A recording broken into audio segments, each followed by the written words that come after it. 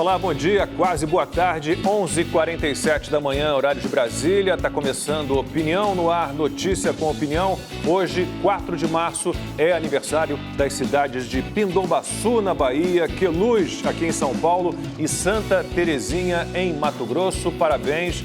Bom dia, Amanda. Bom dia, Silvio. Hoje não é dia de nada. Tem dia de tudo, né? Da caneta, do papel, da xícara. Hoje não é dia de nada. Tudo bem, a gente pode lançar uma enquete e perguntar... Pode ser o quê hoje? 4 de março, dia hoje de é dia quê? do quê, né? Bom dia. Hoje é dia de trabalhar, é um serviço essencial. Bom dia também para Rodrigo Constantino, que está na Flórida, nos Estados Unidos. Bom dia, Consta. Bom dia, Lacombe. Bom dia, Silvio e Amanda, todos que nos acompanham. E você pode acompanhar a Opinião no Ar também pelo YouTube, pelas redes sociais da Rede TV, Twitter, Facebook e Instagram. @Opinião Rede TV é o nosso Twitter e o nosso Instagram. A gente espera a sua participação. Use sempre a hashtag Opinião no Ar. E vamos à pauta de hoje. O Ministério da Saúde decidiu comprar vacinas contra a Covid-19 da Pfizer e da Janssen. A gente vai conversar sobre isso, sobre o combate ao coronavírus, com o secretário executivo do Ministério da Saúde, Élcio Franco. Pauta número 2. Várias cidades do país aumentam as restrições contra o comércio, restaurantes, bares, academias, salões de beleza. A gente vai falar sobre lockdown, sobre toque de recolher, com o presidente da Associação Brasileira de Bares e Restaurantes, Paulo Solmuti. E vamos agora à redação do Rede TV News. A Prefeitura do Rio de Janeiro anunciou novas medidas de restrição na cidade a partir de amanhã. Quem tem as informações é a repórter Joyce Malfezoli. Bom dia, Joyce. Oi, Lacombe. Bom dia a você, a todos. Essas medidas foram publicadas hoje no Diário Oficial do Rio. Entre elas está a proibição do funcionamento de quiosques, boates e feiras de artesanato. Bares e restaurantes só podem abrir das 6 da manhã às 5 da tarde. Também fica proibida a circulação de pessoas entre as 11 da noite e 5 horas da manhã em todos os espaços públicos. Quem desrespeitar a regra está sujeito a multa de R$ 562. As novas medidas passam a valer amanhã e estão previstas até o dia 11 de março. E Lacombe, em São Paulo, o Instituto Butantan recebeu hoje 8 mil litros de insumos para a produção da vacina Coronavac. Com este carregamento, o Instituto promete entregar mais 14 milhões de doses em 3 semanas. E neste momento, o Senado Federal debate em segundo turno a proposta da PEC emergencial, que viabiliza a volta do auxílio emergencial. O texto foi aprovado ontem à noite em primeiro turno. Se aprovada, a proposta vai ser analisada pela Câmara.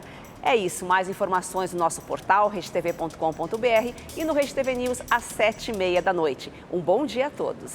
11h56, horário de Brasília, Opinião no Ar de volta com a pauta número 1. Vamos falar sobre a compra de vacinas contra a Covid-19. O Ministério da Saúde decidiu comprar vacinas da Pfizer e também da Janssen. A gente vai conversar agora sobre isso e outros assuntos com o secretário executivo do Ministério da Saúde, Élcio Franco, mais uma vez com a gente aqui no Opinião no Ar. Agradeço muito a participação, secretário.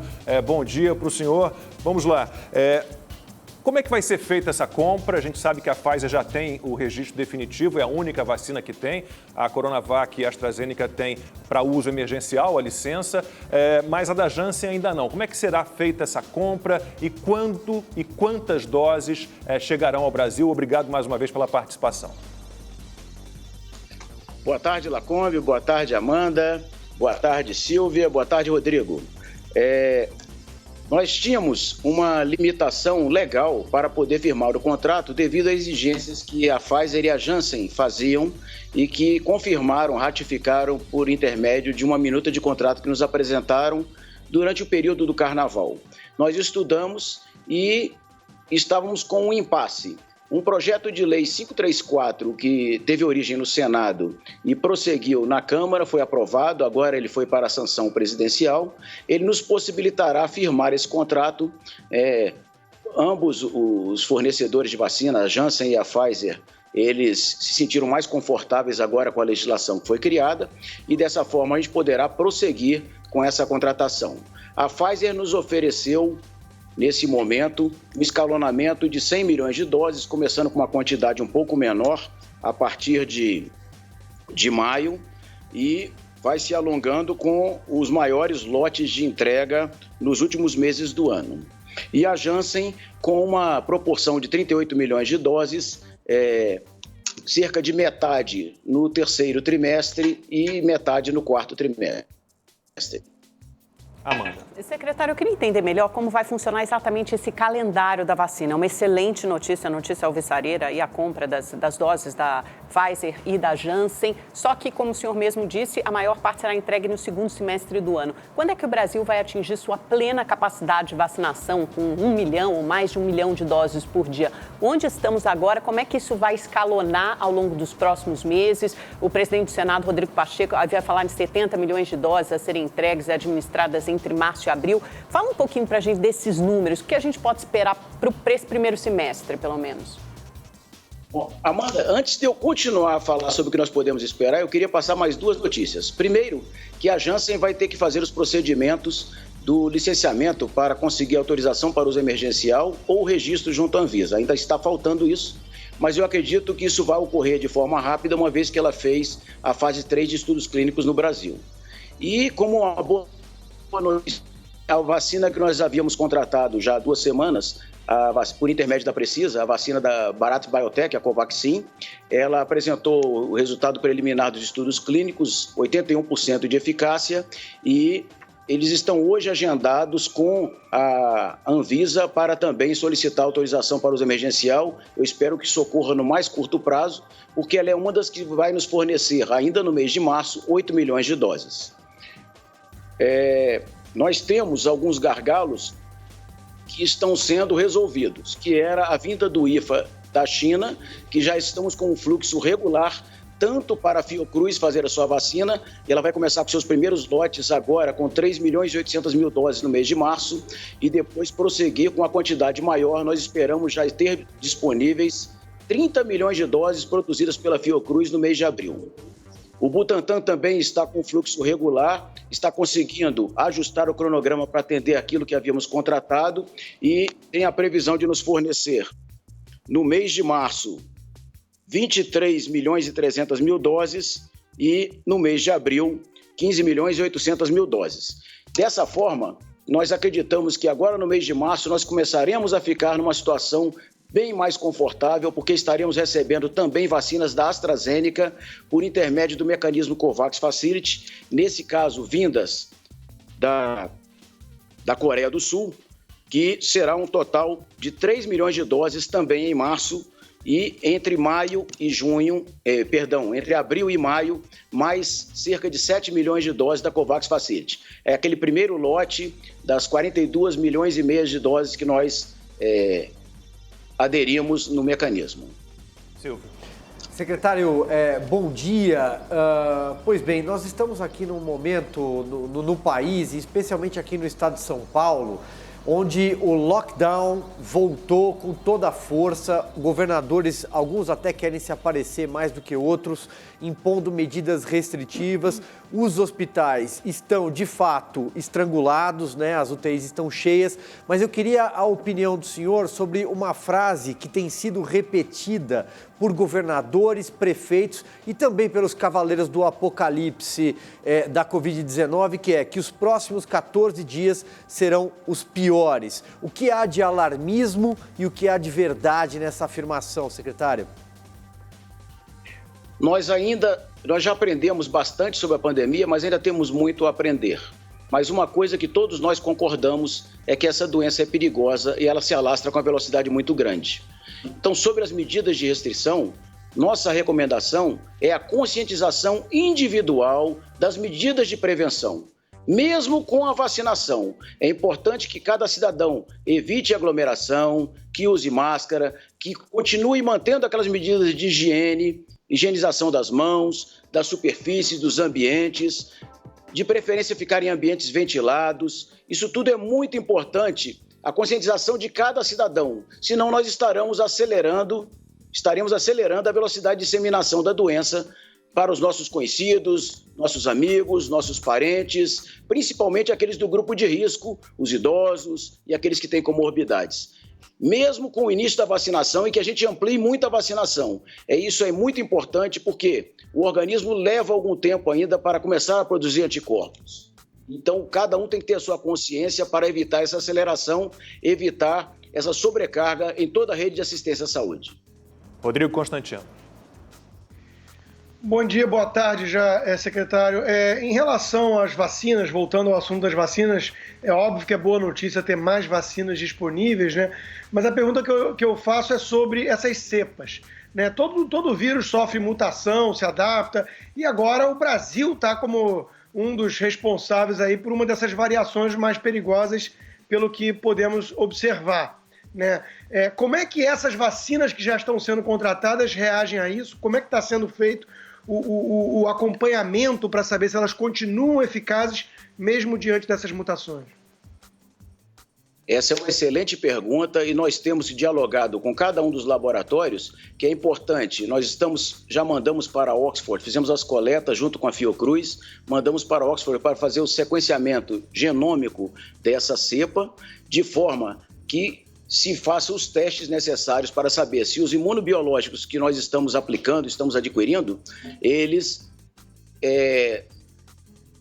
se a vacina terá eficácia contra eles, né, contra essas novas cepas. Isso é uma pergunta que está em todo o mundo. Nós temos praticamente 3 que estão se destacando, que é uma do Reino Unido, essa do Brasil e uma da África do Sul. E nós temos procurado, dentro do sequenciamento genômico, verificar se as vacinas terão eficácia quanto a eles, e nós temos conversado com todos os laboratórios no sentido de prosseguir nas pesquisas com esse viés para a gente verificar a eficácia da vacina e proteger a população brasileira. Secretário, há estados reclamando da distribuição das vacinas, por exemplo, Pará recebeu uma dose para cada grupo de 21,1 habitantes, Roraima uma dose para cada grupo de 6,2 habitantes. O senhor poderia explicar quais são os critérios que estão sendo utilizados? Eu sei que há uma avaliação de risco nessa distribuição. Quais são os critérios para a distribuição por todo o país das vacinas? Se eu falasse que era um critério apenas proporcional, a gente estaria tratando com desigualdade o país. Então, quando foram definidos os grupos prioritários, nós estamos trabalhando com cada um deles, e se eu tenho uma quantidade inferior de vacina para cobrir todo aquele grupo, eu estou procurando atender este grupo com equidade em todo o país. De forma que, no caso dos indígenas, que nós buscamos imunizar 100%, os indígenas aldeados, que são aqueles que não estão em contato com a sociedade, são mais vulneráveis por esse motivo, nós, para cobrirmos 100%, obviamente, se o percentual de indígenas numa determinada unidade da federação, um estado, ele é maior, aquele estado recebeu mais vacinas, mas é para atender aquele grupo específico. Da mesma forma, quando nós estamos lidando com os idosos institucionalizados, ou seja, aqueles idosos que estão nos asilos, a mesma coisa. Se um estado ele tem mais idosos nessa situação, ele receberá uma proporção diferente em relação aos outros, não em relação aos idosos. Mesma coisa para profissionais de saúde, e à medida que nós formos avançando nos grupos prioritários, esse estudo é sempre feito, né, para atender os profissionais de saúde, para atender os idosos e os outros grupos que forem sendo abrangidos nas próximas distribuições. Amanda. Secretário, eu queria voltar às medidas de restrição, né? O senhor falou em medidas profiláticas, mas isso claramente não tem sido suficiente para conter o grau de disseminação da pandemia no país. Hoje a gente tem 10 capitais com mais de 90% de leitos de UTI ocupados, 19 estados com mais de 80% de ocupação de leitos de UTI ocupados, e a gente viu vários governadores adotando medidas de restrição. Quero saber se o senhor e o Ministério da Saúde acham que essas medidas de restrição adotadas nos estados são importantes e por que o Ministério da Saúde não está à frente dessas discussões, não está coordenando nacionalmente essa articulação. Os governadores estiveram essa semana em Brasília, se reuniram com o presidente da Câmara e não com o ministro da Saúde. É a ausência mais sentida na discussão sobre essas medidas. O SUS está colapsando em todo o país simultaneamente. Bom, a gente tem verificado o que tem acontecido não só no Brasil, como em todo o mundo. Mas cabe destacar que o Brasil é um país de dimensões continentais. O Brasil tem vários biomas e ele tem 8 milhões e 500 mil quilômetros quadrados. Dessa forma, cada unidade da federação ela está enfrentando a doença de uma forma, né, até o time, o momento em que a doença está sendo mais intensa em cada um dos estados, é diferente. Da mesma forma, a estruturação da rede de assistência à saúde, historicamente, ela ocorreu de maneira desigual em vários estados. Então, cada estado ele tem uma realidade diferente e tem que responder de acordo com as suas necessidades e de acordo com a incidência epidemiológica, de acordo com a sua rede de assistência à saúde. Então, cada um deve ser tratado de uma forma. A gente não pode nivelar o Brasil como um todo. O diálogo do ministro com os governadores, o diálogo do ministério com os secretários de saúde, estaduais de saúde, com os municipais, com o Conselho Nacional dos Secretários de Saúde, que é o CONAS, o Conselho Nacional das Secretarias Municipais de Saúde, que é o CONASEMES, que estão previstas essa gestão tripartite na nossa Lei 8080, que regula o SUS. Esse diálogo sempre existe, inclusive nas pautas para a distribuição de vacinas. Nós conversamos com o CONAS e CONASEMES quando nós fazemos essa distribuição. Da mesma forma, para levantar as necessidades de estados e municípios, e continuamos apoiando, não só com repasse de recursos, não só com recursos para habilitação, para o custeio dos leitos de UTI para a Covid, leitos clínicos também, com repasse de vacinas, com repasse com assistência técnica, com oferta de banco de dados para contratação de profissionais e uma série de outras medidas, ventiladores, monitores multiparâmetro, tudo que está ao nosso alcance nós estamos fazendo, acompanhando. Agora é muito importante também que os estados e os municípios atualizem seus bancos de dados, inclusive com relação à vacinação. Nós temos aí a medida provisória 1026, que brevemente será convertida em lei, que diz que compete aos municípios manter atualizados esses dados. Isso é muito importante, particularmente com essa variedade de vacinas que nós estamos trabalhando. Com o banco de dados atualizado, eu poderei, mesmo que eu perca um cartão de vacinas, consultar a minha base de dados, saber que vacina eu tomei, quando eu tomei e quando eu tenho que tomar minha segunda dose e de qual vacina. Isso é muito importante para a segurança dos brasileiros, pois não se deve associar uma dose de uma vacina com outra vacina, porque não foram feitos estudos para verificar a segurança dessa associação. Agora, secretário, o senhor não acha que esse cenário catastrófico poderia ser um pouco diferente se os governantes não tivessem desmobilizado os hospitais de campanha, que foram desmontados talvez precocemente? Qual é a avaliação do senhor? Cada estado ele tem uma realidade, como eu falei. Alguns sequer instalar hospitais de campanha. A gente tem que verificar também como é que está a rede privada em cada estado. Então, fazer uma análise superficial estaria sendo incorreto com esses gestores que vivem cada um a sua realidade. O ideal, em primeiro momento, é que se amplie a estrutura pública utilizando-se da rede privada, que pode ser por credenciamento, pode ser por requisição, pode ser por contratação e exaurindo essa rede privada também, aí nós partimos para o hospital de campanha, que é uma ampliação das estruturas hospitalares, de preferência contígua ao local do hospital, ao lado, porque ele se utiliza das estruturas do hospital, de lavanderia, os próprios profissionais, o refeitório, ou seja, tudo que vai atender. No caso de agravamento do estado clínico de um paciente, ele pode ir para a UTI que estará do lado.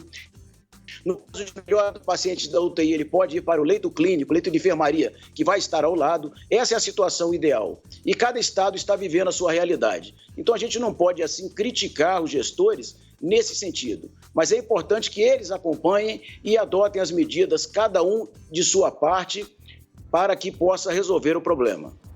Constantino. Secretário, eu quero que o senhor avalie o papel da imprensa nisso tudo, né? Ou de parte da imprensa, porque muitos destacam os números absolutos de mortes, por exemplo, que colocam o Brasil, claro, numa situação desfavorável, mas ignoram, por exemplo, o número absoluto de vacinas, que faria muito mais sentido, até porque tem uma produção limitada, né? E falta vacina para muita gente. O Canadá vem sendo muito criticado, falta vacina na Europa, enquanto que o Brasil tem um desafio enorme, com 200 milhões de habitantes e um território continental, né? O senhor acredita que essa parte da imprensa vem fazendo um trabalho de alguma forma, deturpar os fatos para perseguir o governo? O senhor sente isso como um quadro técnico dentro do governo? eu sinto que todo profissional de comunicação, ele tem o compromisso de levar a informação correta, adequada à população. E nós encontramos muito deles. Às vezes, alguns deles tenham recebido informações equivocadas e nós estamos aqui abertos a passar a informação adequada. Isso é muito importante para evitar o temor, aquele pavor coletivo. A verdadeira informação, mostrar que nós estamos avançando na aquisição de vacinas, avançando na distribuição dessas vacinas. Nós temos 38 mil salas de vacinação que podem ser ampliadas para 50 mil. É um trabalho tripartite feito com estados e municípios. É um trabalho sem precedentes em todo o mundo. O nosso Programa Nacional de Imunização, ele é um exemplo, e outros estados vêm fazer aqui um estudo para aprender como se faz. E quando o ministro falou lá em dezembro que nós teríamos essa capacidade, nós estamos mostrando, já distribuímos mais de 15 milhões de doses de vacinas. E isso mostra a força do Sistema Único de Saúde. É muito importante que a imprensa busque na fonte primária. Se ela quer saber como é que está a aquisição de vacinas, podem fazer contato com a nossa assessoria de comunicação. Se querem saber como está a distribuição, também. Nós temos na nossa página da internet uma série de dados disponíveis para conhecimento público. E se vocês precisarem de mais alguma coisa, nós podemos divulgar mais informações ainda. Isso é muito importante para uma comunicação transparente e para que a população fique tranquilizada. E eu conto com todo esse pessoal sério dos meios de comunicação para nos ajudarem a manter a população informada da importância das medidas de prevenção, da importância de ser imunizado. A vacina é muito importante e de todos os cuidados que nós devemos adotar. Assim como, ao sentir os primeiros sintomas, buscar o tratamento imediato junto a uma unidade básica de saúde. Daqui a pouco a gente retoma a conversa com o secretário executivo do Ministério da Saúde, Elcio Franco. Agora eu tenho um recado para você.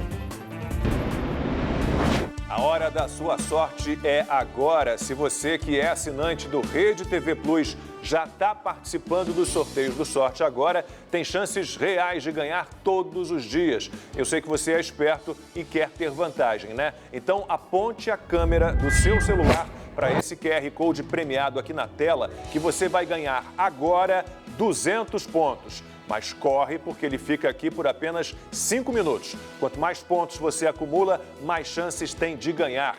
É o Festival de Prêmios Sorte Agora.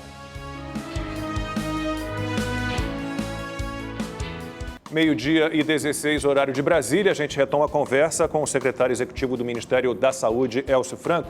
Secretário, um grupo de governadores reclama da falta de recursos para abertura e manutenção de leitos de UTI. O governo chegou a divulgar, inclusive, uma lista com os investimentos gerais, os repasses feitos aos estados em 2020, incluindo verbas para a saúde, incluindo auxílio emergencial.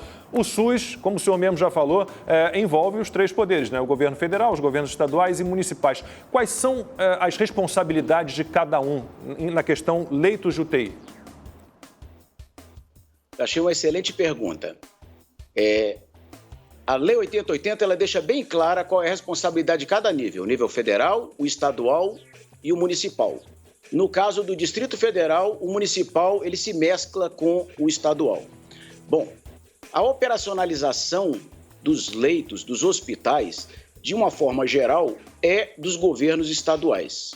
E da atenção primária, as unidades básicas de saúde, é dos governos municipais. Em alguns casos, municípios têm hospitais e acontece alguma sobreposição dessas estruturas. Então, particularmente, os leitos, de uma maneira geral, eles são de responsabilidade dos estados. Alguns municípios, como eu falei, têm hospitais e operam muito bem esses hospitais, assim como os estados. O governo federal, ele financia parte dessas despesas com o orçamento da União, né? Pactuando com CONAS e CONASEMES, nós temos um repasse de recursos que a gente chama de teto da média e alta complexidade, já deve ter ouvido falar do teto MAC, e no caso da pandemia foram disponibilizados créditos extraordinários, o dinheiro fora do orçamento, além do orçamento, para ajudar a custear, dentre outras coisas, esses leitos de UTI que foram alocados exclusivamente para tratar pacientes de Covid. Com relação ao financiamento, ao custeio desses leitos, no final de 2020, já havia um escalonamento de repasse antecipado de recursos, que alguns leitos estavam custeados até o mês de janeiro, outros até fevereiro, outros até março. Além disso, no dia 30 de dezembro foi editada uma portaria com mais repasse de recursos para cobrir esses leitos de UTI, dentre outras demandas. E foi publicada esta semana uma portaria e o Fundo Nacional de Saúde está fazendo repasse fundo a fundo para custear esses leitos de estados e municípios, de forma que em breve nós estaremos fazendo mais uma que vai custear o que falta para o mês de março. Janeiro e fevereiro, nós já conseguimos equalizar essa situação. Estávamos dependendo de um crédito extraordinário que, com o apoio do Ministério da Economia, do Presidente da República, nós conseguimos uma medida provisória de 2,8 bilhões de reais e parte desse recurso está sendo utilizado nesse custeio dos leitos de UTI para a Covid. Só para a gente entender em números como isso vai ficar, secretário, porque os estados dizem que eram mais de 7 mil leitos com transferências federais, leitos de UTI custeados pela União em dezembro, de repente isso caiu para 3 mil leitos. A gente teve a decisão da ministra Rosa Weber do STF essa semana, obrigando a União a manter os repasses para os estados que entraram com ações, né? Bahia, Maranhão e São Paulo. Como é que fica? Eram 7 mil, diminuiu para 3, quantos são agora? Vai voltar a ser o que era antes? Amanda, eu não tenho aqui agora os números. Se eu soubesse que a pergunta estaria na pauta, eu com certeza estaria passando os números reais. Mas o que eu posso lhe afiançar, que já foram repassados os recursos, ou estão sendo repassados esta semana, tudo relativo ao mês de janeiro e fevereiro para complementar aquilo que já havia sido repassado no ano passado. Dessa forma, eles estarão integralmente custeados para os meses de janeiro e fevereiro. Para março, a gente deve estar na semana que vem repassando os recursos também para o que falta para completar o mês de março. Porque essa medida provisória de 2,8 bilhões de reais foi para atender o primeiro trimestre, né? A gente acredita que com a aprovação do orçamento, talvez precisemos de outra medida provisória ou de um ajuste no orçamento da União para que possamos continuar a custear esses leitos e outras demandas que são extra-orçamentárias, porque ninguém, quando desenhou o orçamento, estava prevendo a pandemia e as várias necessidades que têm surgido. Temos tempo para uma última pergunta do Silvio. Bem rapidinho, então. Secretário, o senhor vê com bons olhos a iniciativa privada poder comprar vacinas?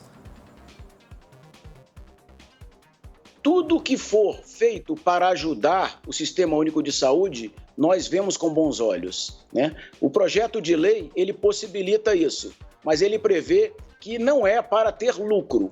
Até o atendimento dos grupos prioritários, que são em torno de 74 milhões de brasileiros, que são aqueles com comorbidade, profissionais de saúde, de segurança, indígenas, etc., até atingir aquele universo, né, com primeira e segunda doses, tudo que vier a ser adquirido pela iniciativa privada terá que ser doado ao Sistema Único de Saúde, ao nosso Plano Nacional de Operacionalização da Vacinação contra a Covid-19.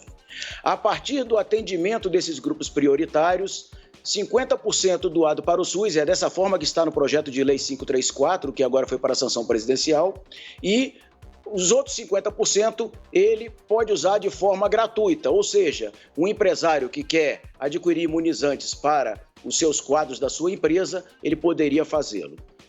O importante é que não haja concorrência com o Sistema Único de Saúde, por isso previram a doação e a não comercialização, de forma que eles venham de forma suplementar para aqueles que fornecedores que nós não estamos conseguindo negociar. A iniciativa privada, ela não tem, talvez, algumas restrições que nós, no serviço público, temos para adquirir medicamentos, contratar serviços, etc. Então, qualquer ajuda é muito bem-vinda.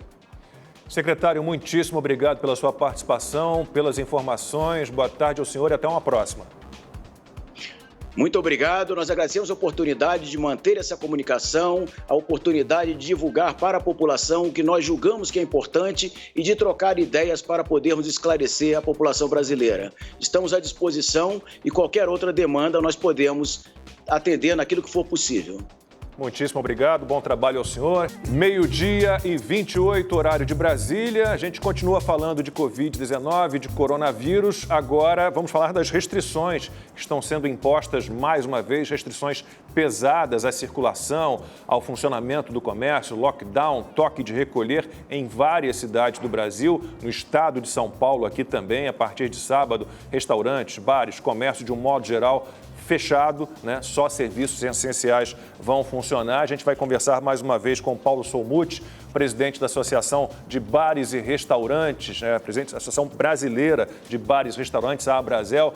Solmuti, a história se repete, aliás, a história tem se repetido já há um ano, né? A gente tem esse lockdown, essas restrições todas há um ano e nada melhora, nada se resolve. Ontem eu passei a tarde inteira de novo à procura de dados, pesquisas, como a gente viu no estado de Nova York, né, sobre comportamento de pessoas infectadas, para tentar detectar, né, onde elas se infectaram, mais provavelmente, em que horários. E achei uma pesquisa só da Universidade Federal de Minas Gerais, aí do seu estado, bem antiga, apontando o transporte público como o grande vilão, né? Mas o transporte público, nisso ninguém investiu, aparentemente, ele continua superlotado. E vocês, mais uma vez, o seu setor, que aliás caiu mais de 12%, né, no PIB do ano passado, 12%, mais uma vez é apontado como o vilão. Eu quero saber primeiro como é que você está se sentindo. Mal, provavelmente, né? Muito bom, inclusive traído como cidadão, porque é que a gente sabe, o Lacombe, aproveito para saudar todos os demais, é que nós tínhamos, inclusive eu compartilhei esse gráfico aí com o Constantino, que gosta de números, nós tínhamos desde o primeiro dia das campanhas eleitorais o RT nosso subindo no Brasil. Nós saímos de um RT abaixo de transmissão, né? Quantas pessoas contaminam as outras. Estava com menos de um, pandemia caindo, veio as campanhas eleitorais, um monte de gente trabalhando sem máscara na rua, 10 milhões de pessoas em 513 mil campanhas. Esse RT sobe até chegar a 1,21 no último dia do segundo turno. Nós saímos de uma base de 30 mil casos diários, 31 mil, e fechamos o segundo turno com 48 mil casos. Nenhum secretário de saúde estadual, municipal, que acompanham isso diariamente ou deveriam acompanhar, alertaram para a sociedade que nós estávamos contratando o momento atual. Então isso é muito grave, eu considero isso um crime lesa pátria, acho que a sociedade deve ir para cima desses números, por que não foram ditos? E aí tem uma questão que nós vimos o secretário executivo falando do fechamento de leitos. Nós tínhamos ao final de dezembro do ano passado, agora, segundo o Conselho Nacional de Segurança de Secretário de Saúde, mais de 20 mil leitos. Fechamos janeiro com 7.717. Fechamos fevereiro, ou melhor, a meio de fevereiro, nós tínhamos 3.817. Ou seja, fizemos tudo para acontecer a tragédia que está fazendo, vitimando um setor que é muito fácil de vitimar, porque por um período muito longo, eu acho que isso acabou, ou deveria acabar, fala, fecha bar que vai resolver. Fechou bar, não resolveu nada. São Paulo é uma pirotecnia de fechar e abrir, e não resolveu nada. E nós temos, por exemplo, o estado do Mato Grosso do Sul, que não fechou nenhum dia e não tem nenhum colapso.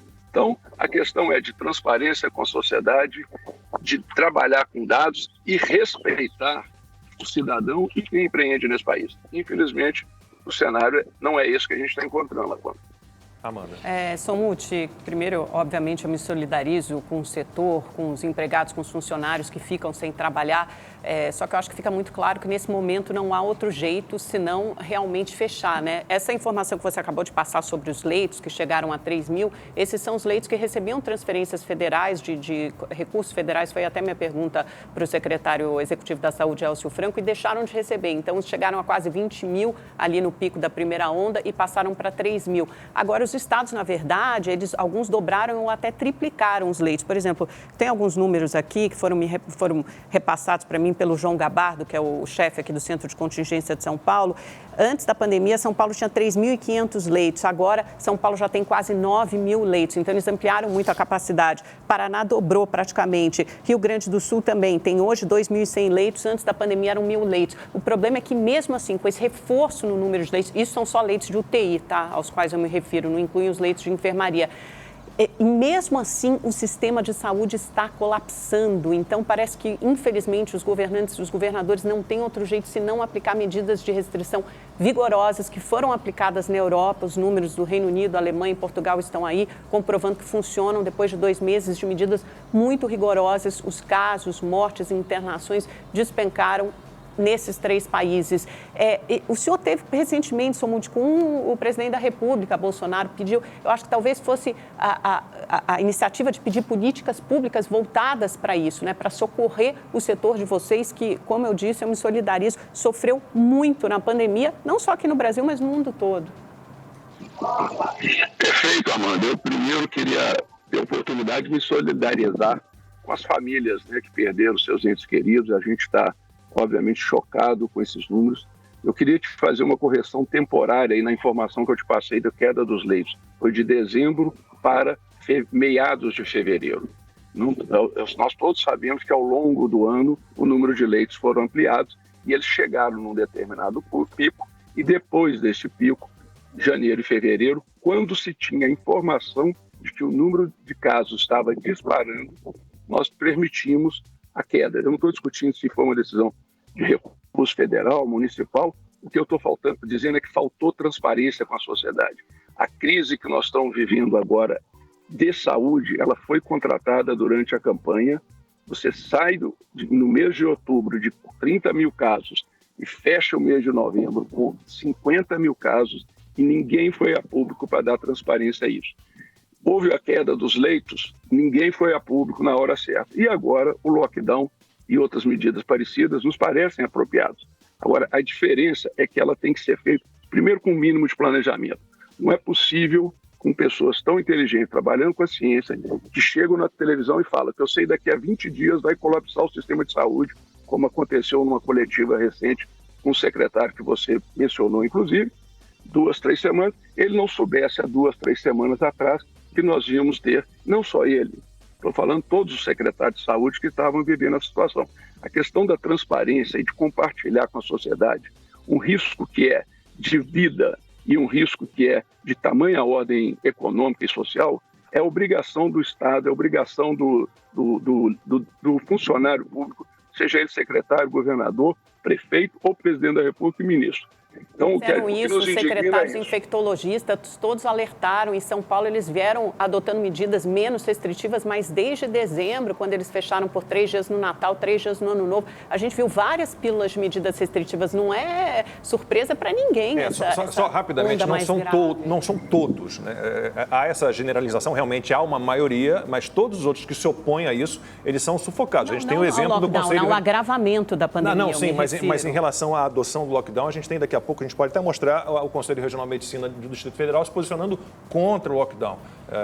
Eu acho que a gente está tentando resolver um problema, né, decidindo acreditar que a gente consegue proteger a saúde pública, né, sem esquecendo da saúde econômica, né, que é vital para a sobrevivência humana. Né? A gente está nisso há um ano. A fome mata mais do que a Covid e a história vai mostrar isso. Não, nós temos 265 milhões de pessoas no planeta passando fome neste momento. E quem disse isso é a ONU. Gente, não sou eu que estou dizendo. Centenas de pessoas à espera de um leito de UTI em vários estados do Brasil ao mesmo tempo. O momento nunca foi tão grave, quer dizer, precisa houve um erro de planejamento, como cita não é questão de pessoas que houve um erro grave de planejamento. falou muito bem sobre isso, sem querer interromper aqui a entrevista, mas ele falou, não mas foi planejado, como assim não foi planejado? Todo mundo alertava para o agravamento da pandemia com a Liga da Justiça, os Thundercats, sei lá, por aglomerações, todo mundo era uma tragédia anunciada, você me desculpe. Decisões equivocadas. Somude.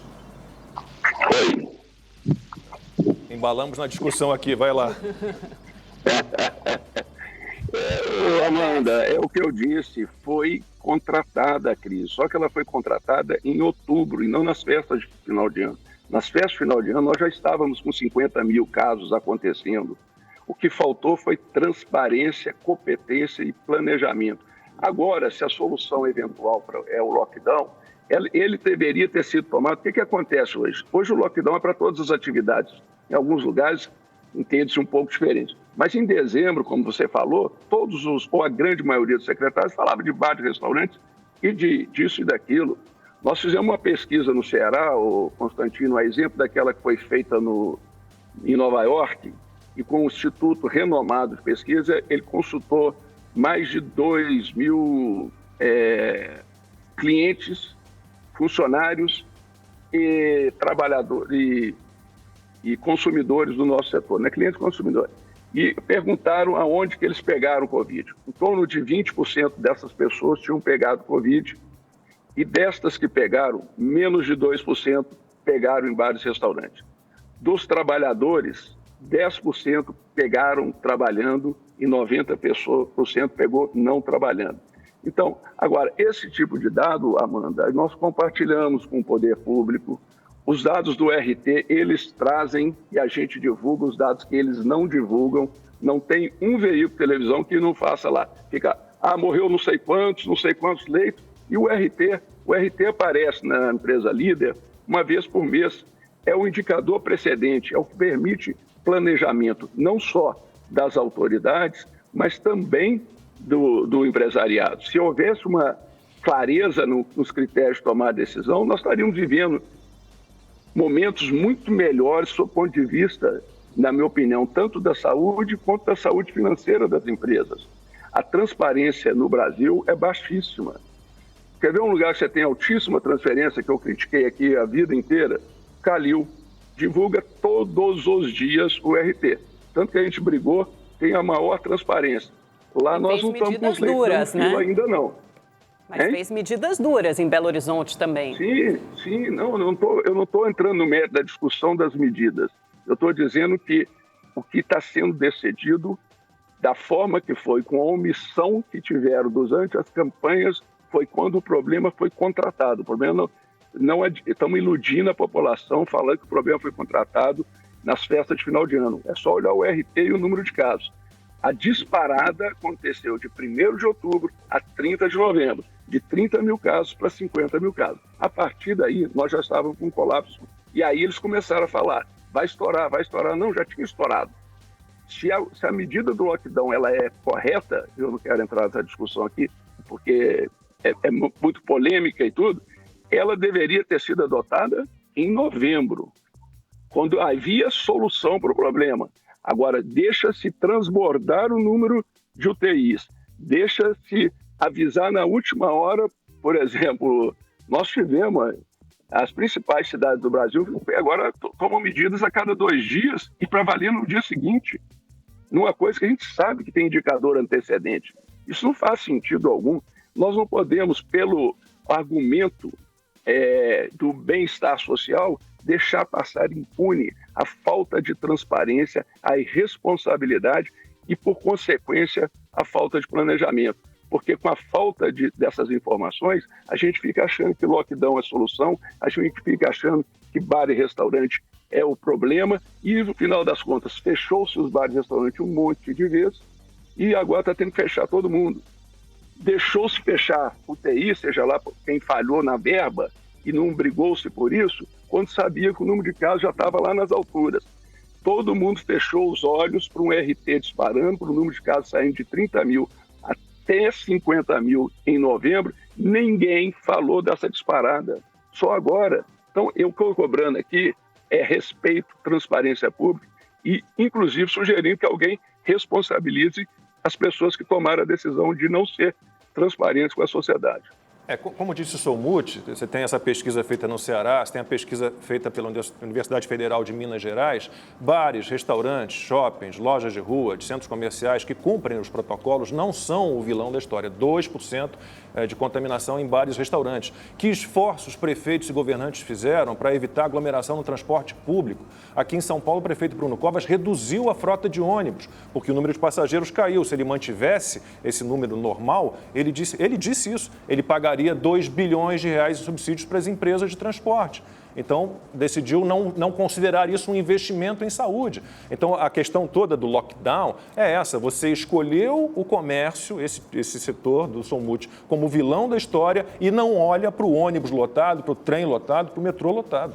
Não, exatamente. Paulo, eu sei que você nem quer falar tanto sobre lockdown, mas eu sou absolutamente contra o lockdown. Aliás, eu acho até que as próprias medidas restritivas em relação ao horário são burras. Essa é a palavra, a gente tem que usar os termos como eles são. Porque você concentra pessoas uma determinada faixa de horário, sei lá, das 2 às 5 da tarde, por exemplo, quando era muito mais fácil você diluir o público em determinados lugares, e isso vale para lojas, para o comércio de um modo geral, das 8 da manhã às 8 da noite. Era muito mais simples. E como o Lacombe bem lembrou, o setor do comércio foi sacrificado, é o setor escolhido como vilão dessa Liga da Justiça, aí, esses centros de contingência espalhados pelo país, aqui em São Paulo, por exemplo.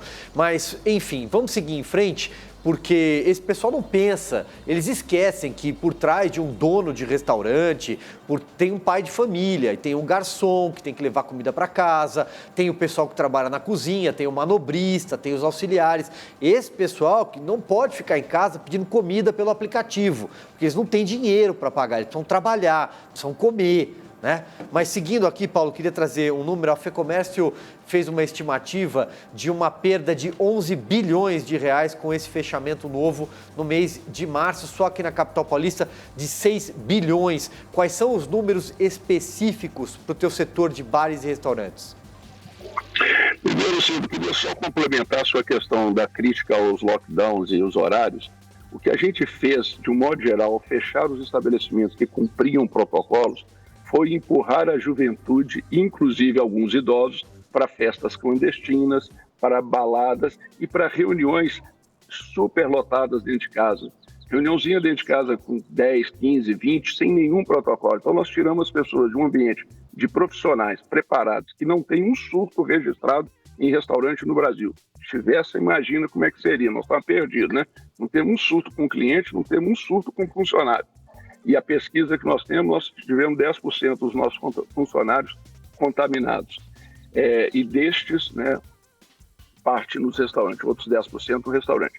Então, agora os nossos números. Nós fechamos o ano de 2019 com 235 bilhões no setor, projetávamos para 2020 250 bilhões, fechamos 2020 com 175 bilhões, com a queda de 35%, 35%.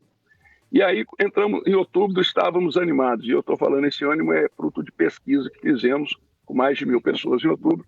A expectativa era que nós fôssemos fazer em 2021 235 milhões, repetir o ano de 2019. Aí começou esse monte de restrições, esse abre e fecha. Eu queria lembrar, Amanda, que numa sexta-feira foi flexibilizado o setor de bares e restaurantes em São Paulo, no estado de São Paulo, e na segunda, o secretário executivo do comitê avisou que estava em colapso. Por que liberou, então, na sexta? Não faço a menor ideia. 2 dias depois, mudou de novo. E mais 2 dias, mudou de novo. Então, isso destrói qualquer planejamento, destrói expectativas. Então, nós acreditamos que nós vamos perder, com esse primeiro trimestre de restrições, porque em alguns lugares mais e menos, o Silvio, mais 20 bilhões de dólares, ou seja, nós vamos, infelizmente, não vamos conseguir fazer 2019, nós vamos fazer melhor do que 2020, mas ainda pior do que 19 e muito pior do que a gente esperava para 20. Estamos de volta e, Constantino, estamos assim, né? Transporte público aglomerado pode, comércio cumprindo protocolos não pode. Pois é, Lacombe, eu queria perguntar para o Solmuth, né, exatamente a visão dele sobre o grau de politização nessa pandemia, porque eu dou alguns exemplos, né? Em primeiro lugar, tratamento precoce. Né? Muitos médicos na linha de frente têm atestado a eficácia, né? Eu tenho um caso de um conhecido que foi no Emílio Ribas, em São Paulo, cuspindo sangue, e a moça mandou ele de volta para casa. Falou para ele só voltar quando tivesse pior. Ele com metade do pulmão comprometido, né? Um médico do exterior receitou para ele o kit, né? O famoso kit Covid, e ele se recuperou. Ao mesmo tempo, os governantes adotam esses lockdowns que não possuem embasamento científico. Tem estudos que mostram, inclusive, o contrário. A vacina está em fase de experimentação, óbvio, né? Mas já tem gente pressionando para que a Anvisa relaxe critérios. Agora, parece que só não pode o tratamento precoce, pelo menos em São Paulo, né? Enquanto isso, o governador anuncia 90 milhões de reais de extensão até agosto do contrato de publicidade, do estado de São Paulo, e na sua coletiva para anunciar as novas restrições, menciona a rachadinha do filho do presidente, compra de casa, quer dizer, não parece algo estritamente técnico. Então eu queria ouvir do Solmuth a opinião dele em relação ao grau de politização nessa pandemia e até onde ele acha que isso está prejudicando as decisões e a transparência que ele denunciava. Isso foi catastrófico, né? Vamos começar pela minha terra. O prefeito brigando com o governador, que felizmente pelo menos não brigou com o presidente. Aí você vai para São Paulo, você tem um prefeito que praticamente ficou ausente no debate, um governador hiperativo que brigava com o presidente também hiperativo. Então, o que a gente imagina? Isso para falar de alguns estados, né? Parece que estão vivendo uma situação parecida agora no Rio, né? Sei lá, parece que o prefeito lá resolveu se alinhar com outro grupo ao invés do grupo. Então, eu não estou nem fazendo avaliações se deve ou fazer aquilo, mas o fato é que o desalinhamento político e parecendo-nos focado em 2022 e não desalinhamento em torno de políticas públicas baseado na ciência tem sido, no mínimo, trágico para o país. Porque você tem uma ideia onde nós chegamos, Constantino, nós temos grupos de WhatsApp com donos de restaurantes no Brasil inteiro. A pergunta mais comum que tem lá, hoje em dia, é qual é que é o horário nosso? O que é que eu posso, o que é que eu não posso? Ninguém sabe. Às vezes muda 2 vezes por dia, às vezes muda... Brasília conseguiu mudar 3 vezes em 24 horas. Então, assim, nós estamos vivendo E eu não sei por que isso acontece, eu acho que eu critico a transparência e acho que ela é fundamental na democracia, mas é de fato muito ruim você não conseguir, pelo menos, determinar quais tipos de parâmetros nós vamos usar para essa discussão, ainda que ela seja política. Olha, discussão política, você não entendeu a importância da UTI, tudo bem. Você não entendeu a importância de acompanhar o RT, tudo bem. Agora, como você diz, levar discussões pessoais ou inclusive falas como a gente ouviu, dono de bar e restaurante, se o cliente morrer, vocês não vão ter para quem trabalhar. Então, assim, a disputa política, ela transcendeu entre os políticos disputantes de cargo e muitas vezes nós fomos agredidos com falas como se a gente tivesse alinhado com o lado A ou B. Eu, recentemente, tenho sido muito provocado que eu sou alinhado ao bolsonarismo.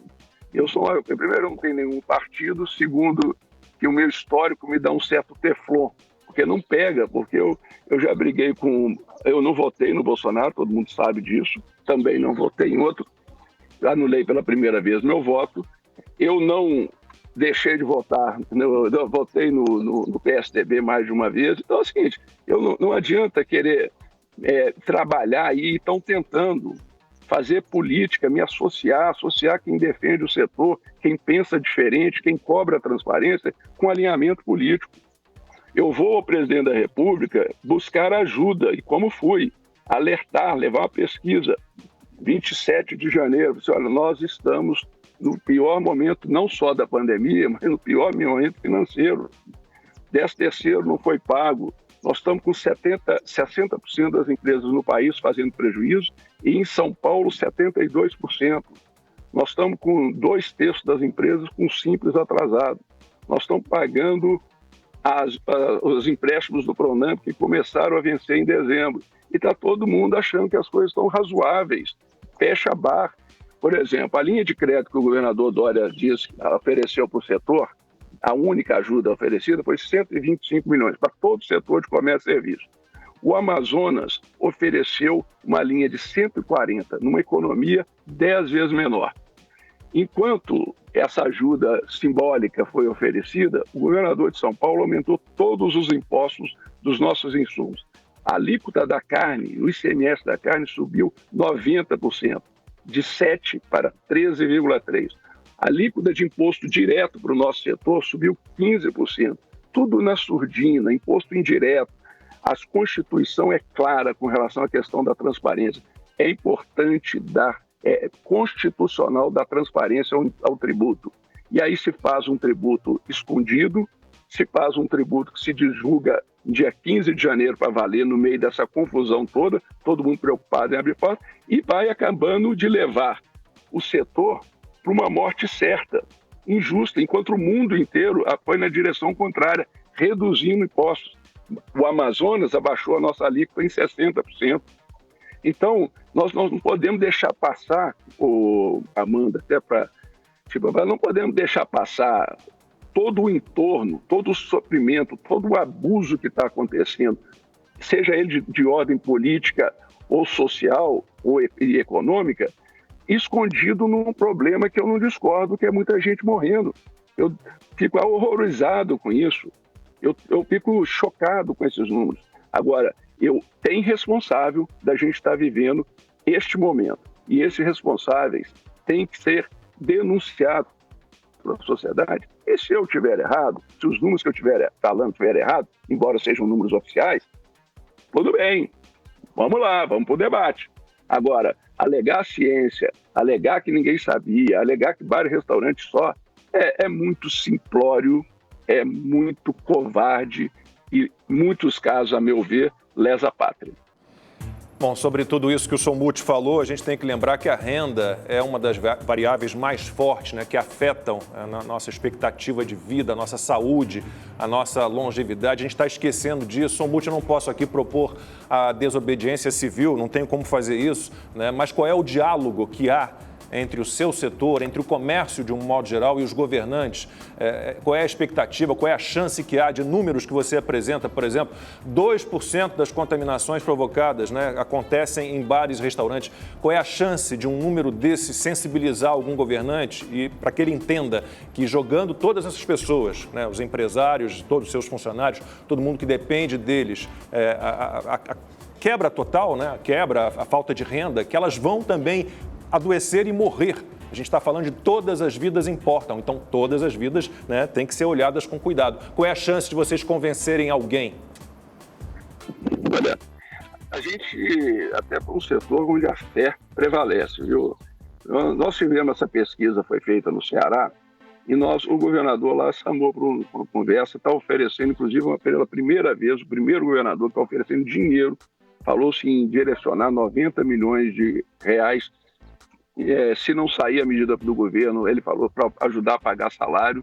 Se sair, já estão começando alguns a entender a responsabilidade que tem e mais importante, se não houver ajuda a nível do município, do estado e da União, nós vamos destruir o maior empregador do país, nós vamos destruir uma boa parte, já destruímos uma boa parte da nossa história e nós vamos levar muita gente a situações extremas, inclusive, eventualmente, até a morte. A gente sabe que os indicadores levam isso, a gente sabe a questão da renda. Agora, dá para virar o jogo e a gente tem que olhar daqui para frente. Vamos virar o jogo, vamos abrir o diálogo.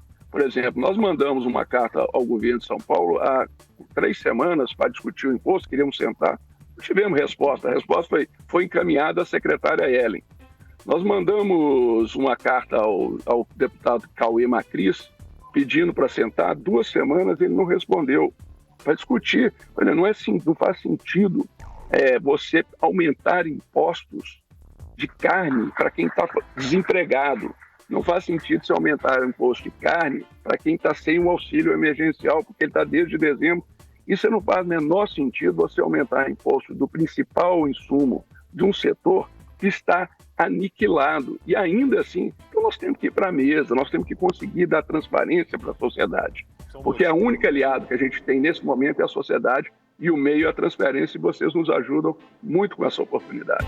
Somuth, agradecemos muito mais uma vez a sua participação. Boa sorte para todos nós. Todos nós precisamos muito. Obrigado, até uma próxima. Constantino, obrigado. Amanda, Silvio, você que nos acompanhou até aqui. Amanhã a gente volta 11h45 da manhã. Até lá.